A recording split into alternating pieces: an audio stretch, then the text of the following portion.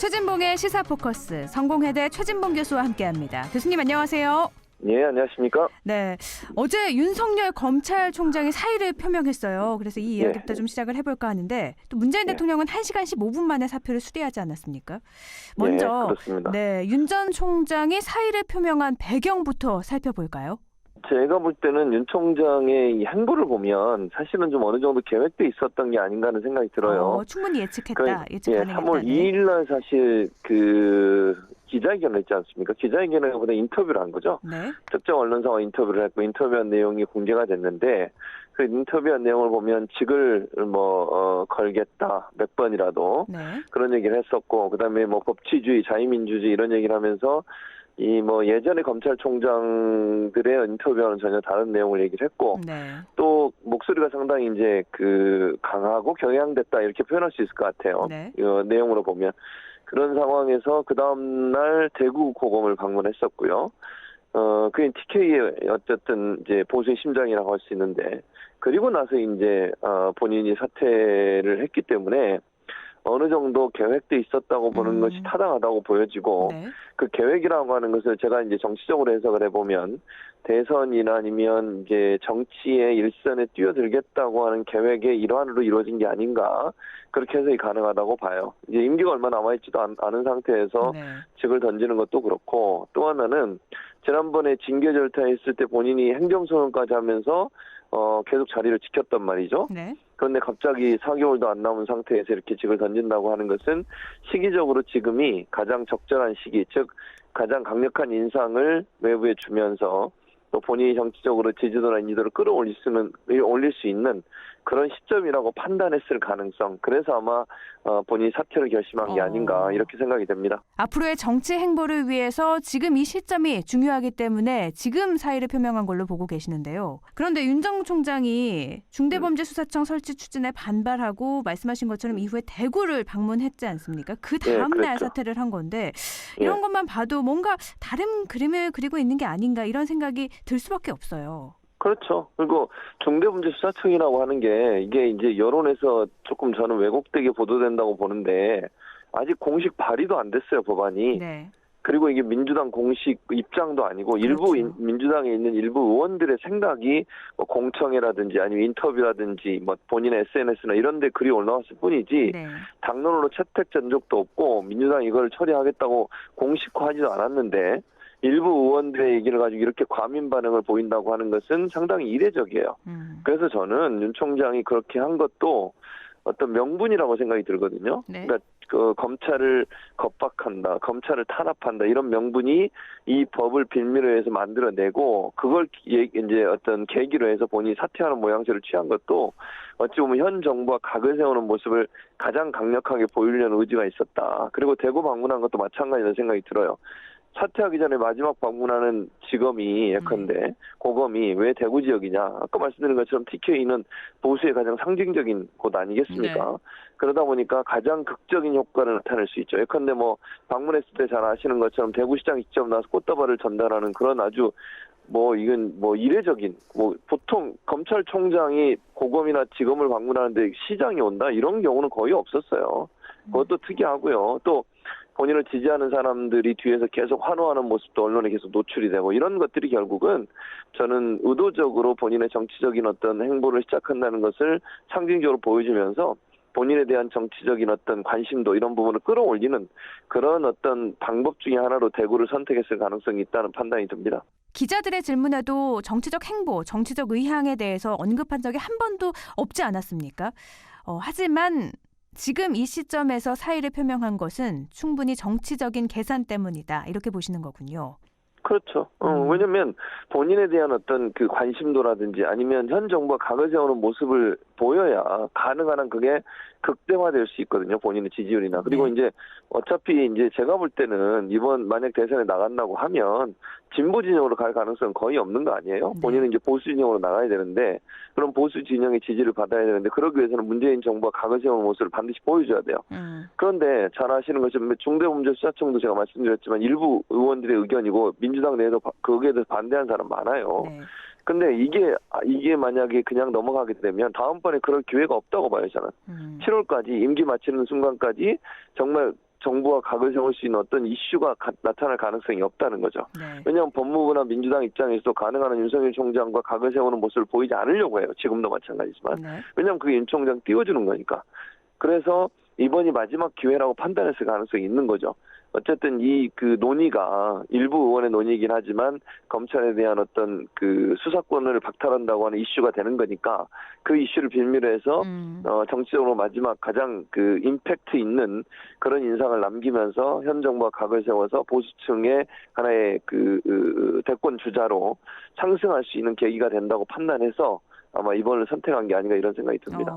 근데 윤 전 총장이 사의를 표명하고 대통령은 또 1시간 15분 만에 바로 수용을 했잖아요. 네, 이렇게 그렇죠. 빨리 수용한 건 어떤 의미로 받아들여야 될까요? 저는 그 첫째는 윤석열 총장의 행동 자체가 이거는 상당히 이례적이에요. 제가 이렇게 우회적으로 얘기를 하는데 제 비판을 하고 있다 한다면 이건 뭐 아니 공직자가 내부적으로 일어난 일을 밖에 가서 이렇게 언론과 인터뷰를 하고 이게 무슨 비리도 아니고 예컨대 공직사의 내부에 비리가 있어서 그걸 밝히기 위해서 했다면 이해가 되지만 이거는 공수처 중대범죄수사청이라고 하는 하나의 기관에 대한 논의가 이루어지고 있는 상황이에요. 네. 이 문제를 이렇게 언론을 상대로 해서 대대적으로 현 정부에 대한 비판적인 입장을 내고 마치 본인이 억압당하고 탄압당한다는 모습을 보이는 거 그리고 정치적인 행사인 것처럼 보일 정도로 대구를 방문해서 사람들에게 환호를 받고 이렇게 하는 것이 과연 공직자로서 바람직한 자세인가?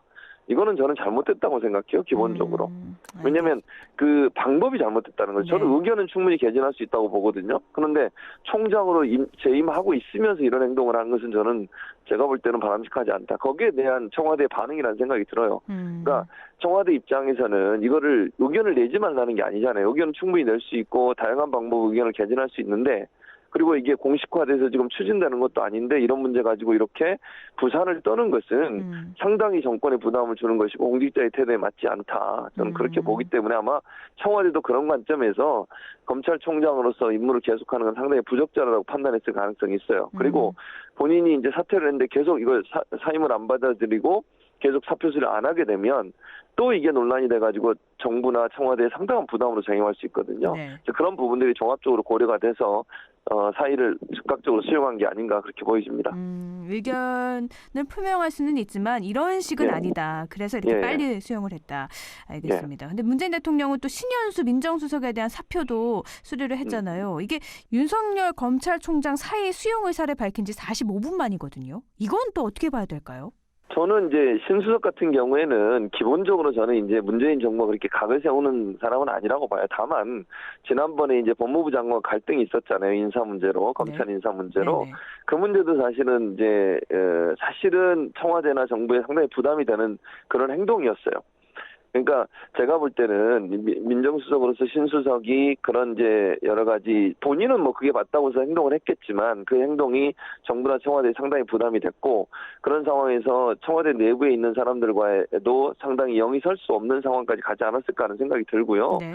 그게 이제 부담이 됐을 것 같아요. 그러니까 신수석 입장에서는 뭐 본인의 어떤 주장을 강하게 하고 또 문재인 정부 성공을 위해서 다시 돌아왔지만 계속 청와대에 근무하기엔 상당히 어려움이 있었을 겁니다. 제가 볼 땐 그래요. 네. 그래서 이제 그런 부분들이 아마 신수석 입장에서 계속 이 직을 수행하기에 어려움이 있었을 거다. 어쨌든 그래도 대통령의 참모인데 대통령의 참모가 외부에 어떤 그 반기를 든 듯한 그런 모습이 비춰지는 것이 본인 입장에서는 민정수석으로서의 어떤 직무 수행에도 상당히 어려움이 있었을 것이고 이제 네. 그런 부분이 작용하다 보니까 계속 민정수석의 임무를 하는 것은 상당히 좀 부적절하다고 판단한 것 같아요. 아마 그래서 뭐 저는 갈등이란 요소보다는 상황적으로 봤을 때 신수석이 계속 민정수석을 하는 것 자체가 좀 어렵고 부담스러웠을 거다. 이제 네. 그런 부분들이 작용했을 가능성이 있다는 생각이 듭니다. 그래서 또 문재인 대통령은 신현수 민정수석에 대한 사표 수리도 이렇게 빨리 처리를 했다.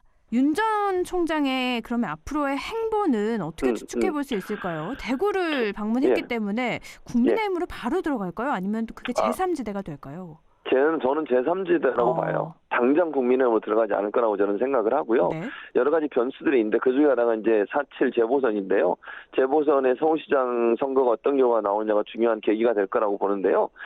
만약에 이제 단일화돼야 되잖아요. 국민의힘하고 안철수 대표하고. 네. 거기서 안철수 대표가 승리한다는 가정, 그리고 안철수 대표가 본선에 나가서 또 서울시장이 된다는 가정으로 말씀을 드리면 제3지대론이 상당히 힘을 받을 겁니다. 그래서 안철수 시장과 당선된다고 하면 윤석열 총장, 전 총장 간의 어떤 그 연합을 통한 3지대 구성, 그리고 그게 이제 대선 전에 정계 개편이 일어나면서 네. 새로운 신당 창당, 그리고 국민의힘의 일부가 빠져나오는 네. 그런 일까지 벌어질 거예요. 이건 제가 이제 시나리오를 가정으로 말씀을 드리는 겁니다. 네. 왜냐하면 국민의힘이 패배를 한다고 하면, 그러니까 패배라고 제가 표현한 것은 본인들의 후보가 당선이 안 된다고 하면 국민의힘 내 상당히 여러 가지 그 내부 분란이 일어날 겁니다. 그러니까 김종인 위원장에 대한 반대 의견도 많아질 거고요. 책임론이 나오게 되면 기존에 있던 분들이 제3지대 신당 창당에 합류를 하게 되고, 그렇게 되면 해처 모여라고 소위 얘기하는 정계 개편이 일어날 가능성. 그래서 아마 제가 볼 때는 총장 입장은 그런 여러 가지 변수가 있기 때문에 당장 국민의힘이 들어가기보다는 네. 외부에서 있으면서 정치적 상황을 고려해서 제3지대에 머물면서 추이를 볼 가능성이 더 높다. 네, 그렇다면 차기 검찰총장은 현재 누가 거론되고 있죠? 그 문제 상당히 좀 복잡하고 어려운 문제인데요. 네네. 지금 언론에서는 이성윤 지검장 얘기가 나오고 있는데, 뭐 네네. 이성윤 지검장도 뭐 하나의 가능성 중에 하나죠. 그런데 이제 그게 또 여러 가지 논란을 불러일으킬 수 있는 요소도 있어요, 사실. 그리고 그래서 과연 그 카드가 쓸지는 모르겠고요. 지금 상황에서는 조금 지켜볼 필요가 있다. 물론 뭐 보수 신문이나 야당에서는 윤석열 총장 다음으로 이성윤 지검장을 앉히려고 하는 게 아닌가 이런 이제 얘기가 나오고 있는데, 네. 그게 이제 청와대나 정부 입장에서 부담이 된다고 하면 또 다른 선택을 할 가능성이 저는 있다고 보거든요. 그래서 지금 현재로는 우리가 윤곽을 잡기는 좀 어렵고 좀 지켜봐야 될 것 같다는 생각이 듭니다. 이성윤 서울중앙지검장은 차기 검찰총장으로서는 정부가 부담을 가질 것이다. 왜 그렇게 보고 계시는 거죠? 잘 아시는 것처럼 이제 이성윤 지검장은 추미애 전 장관하고 윤석열 총장의 갈등사에 항상 추미애 장관 이제 편에 있었잖아요. 네. 그리고 윤 총장과 각을 세우는 모습을 여러 번 보였고요. 또 내부적으로도 사실 물론 윤 총장을 따르는 사람들, 검사들이었죠. 그 검사들이 이성윤 지검장에 상당히 반발하는 그런 기류가 있어요. 남아있는 네. 상황이기 때문에 이성윤 지검장을 만약에 총장으로 임명을 했을 때 야당은 물론 반대할 거고요. 엄청나게 비난할 겁니다. 그리고 내부적으로 과연 검찰 전체를 추스리면서 장악하고 나갈 수 있을까, 이런 부분도 사실 좀 고민이 되는 부분이 있어요. 그러니까 내부적으로도 이성윤 지검장에 대해서 어쨌든 좀 반발하는 세력이 있고, 또 야당의 반발, 또 윤 총장 이후에 이성윤 지검장을 그러면 세우려고 했던 게 윤 총장 쫓아내려고 한 게 아니었나, 이런 여론 형성이 될 수 있는 부분이 있어서 약간 좀 부담스러운 부분이 있습니다. 물론 제가 아까 말씀드렸지만 그렇다 하더라도 이성윤 지검장을 임명할 가능성은 저는 충분히 있다고 봐요. 네. 그러나 그게 이제 여러 가지 정치적 상황을 고려한다고 하면 부담스러운 부분도 분명히 있다. 그래서 제가 100% 이성윤 지검장을 할 거다, 이렇게 단정적으로 얘기할 수 없다는 거죠. 서울시장 선거 얘기를 좀 가보죠. 국민의힘 후보가 네. 오세훈 후보로 결정이 됐는데 어떻게 보면 이게 변수일 것 같아요. 여성 후보 가산점이 10%였었잖아요. 네, 그랬죠. 이 가산점을 제외하고도 뭐 굉장한 차이를 벌이고 있어서 예. 5.5% 차이거든요. 이걸 어떻게 해석할 수 있을까요? 저는 그렇게 생각해요. 이번에 이제 그 경선 방식이 100% 일반 시민들 경선이었어요. 그게 저는 주요하게 영향을 미쳤다고 보거든요. 그러니까 나경원 후보 같은 경우에는 아무래도 당내 조직이나 그다음에 조금 강성 보수 성향 이런 분들이 지지를 많이 하고, 네. 오세훈 후보는 상대적으로 좀 중도적인 사람들의 지지를 좀 많이 받거든요. 그러니까 100% 일반 시민 경선을 하다 보니까 나경원 후보한테 상당히 좀 불리한 상황이 됐다고 저는 봐요.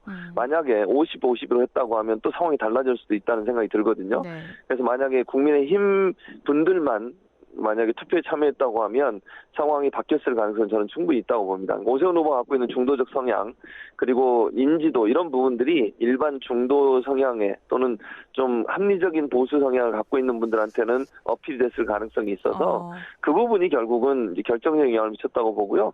10% 가산점이라는 게 이제 본인이 득표한 퍼센테이지의 10%를 더 가져가는 거거든요. 네네. 그래서 그 부분이 이제 물론 영향을 미치긴 했지만 그래서 아마 나경원 의원가 3점 몇 % 더 플러스한 것 같은데 그걸로 봐서도 결국은 중도 성향이 있는 분들의 표심이 결정적인 영향을 미치지 않았나 이렇게 판단할 수 있을 것 같습니다. 중도 확장성이 때문에 오세훈 네. 후보가 결정이 됐다. 알겠습니다. 이번에 이 경선에서요. 조은희 후보를 숨은 승자로 평가를 많이 하고 있는 것 같아요. 그렇죠. 맞아요. 그러니까 조은희 후보 같은 경우는 사실 그전에는 잘 알려지지 않은 분이잖아요. 네네. 그리고 뭐 정치 무대에서 오랫동안 활동을 한 것으로 보이지 않고 그러다 보니까 사람들이 인식이 없었는데 이번에 그래도 저는 유의미한 어떤 결과를 냈다고 봐요. 네. 그러니까 이번에는 당선이 안 됐지만 경선에서 제가 볼 때는 앞으로는 발전 가능성이 있다고 보여요. 그러니까 여성 후보로서 본인이 그 맡고 있는 수초구의 여러 가지 성과도 좋은 것으로 알려지고 있고 또 이번에 어쨌든 유의미한 의미의 표를 얻었다고 하는 것도 네. 앞으로 발전 가능성은 충분히 있는 분이다 이렇게 판단 가능하다고 저는 보거든요. 네. 그리고 지금까지 참신한 인물이 국민의힘이 없어서 여러 가지 어려움을 겪었는데 이런 이제 새로운 인물들이 발굴되는 것은 국민의힘 입장에서는 긍정적으로 평가할 부분이 있다는 생각이 들어요. 그래서 이런 분들이 좀 많이 나와야 사실은 이제 국민의힘의 입장에서는 제가 볼 때는 옛날 분들이 자꾸 나오는 것은 그렇게 좋은 영향을 미칠 거라고 보지 않아요. 그래서 쇄신이나 혁신의 모습을 보여주기 위해서는 새로운 인물의 도전들이 좀 많아지고 이런 분들이 뭐 이번에는 실패했지만 또 다음번에 도전하면서 새로운 어떤 그 가치라든지 아니면 이미지를 만들어낼 수 있는 중요한 계기가 될 거라고 저는 봅니다. 네네. 경선에서 16.47%를 득표한 조은희 후보 정치적 네. 입지를 다지는 이번에 한 기회가 됐겠네요. 이제 야권 단일화가 중요해졌는데 어떻게 전망해 볼 수 있을까요? 저는 조금 어려울 수 있다는 생각이 들어요. 제가 말하는 어렵다는 말은 네. 쉽게 이루어지진 않을 거라는 생각이 든다는 말씀을 네. 드리는 것이고요. 아마 단일화는 이루어질 가능성이 높아요. 네. 근데 그게 막판까지 아주 갈등을 겪으면서 겨우겨우 이루어질 가능성이 있다고 저는 보이기 때문에 그게 이제 저는 변수라고 생각해요. 만약에 국민의힘과 안철수 대표 측에서 서로 양보를 안 하면서 막 서로 네거티브하고 공격하면서 책임을 미루면서 겨우겨우 이루면요. 반감이 될 거라고 저는 보거든요. 네. 일단 피로도가 높아지고 그다음에 이제 보수층이나 중도층에 있는 분들이 국민의힘을 지지하려고 했던 분들도 그런 이제 싸움이 깊어지면 사실은 지지를 처리할 수 있는 상황이 될 수도 있어요. 그래서 이제 중요한 건 단일화가 제가 볼 때는 그렇게 스무스하게 자연스럽게 이루어지기는 어렵겠다. 왜냐하면 서로가 사실은 양보할 수 없는 싸움이거든요. 네. 안철수 대표 입장에서도 이번에 만약 서울시장이 안 되면 정치적으로 상당히 어려움에 빠질 수 있어요.